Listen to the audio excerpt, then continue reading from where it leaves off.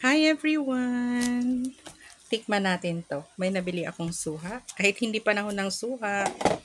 Galing nga eh. Pero hindi ito yung suhang Davao. Yung suhang ano lang siya. Ordinary. But then, tikman natin. Kasi kailangan ko eh. So sabi nga nila, kakain tayo ng mga ganito pag before kakain ng meal. Yung main meal natin.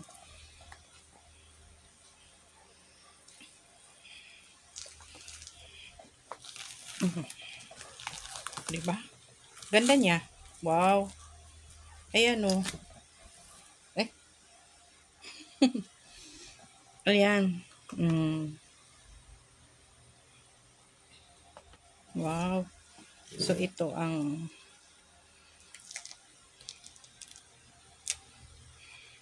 tikman natin.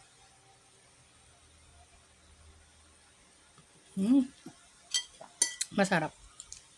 Bumili ako nito kasi kailangan ko siya. So, ayun, sinasawsaw ko sa suka ng saging. Yung gawa kong suka ng saging. Sarap.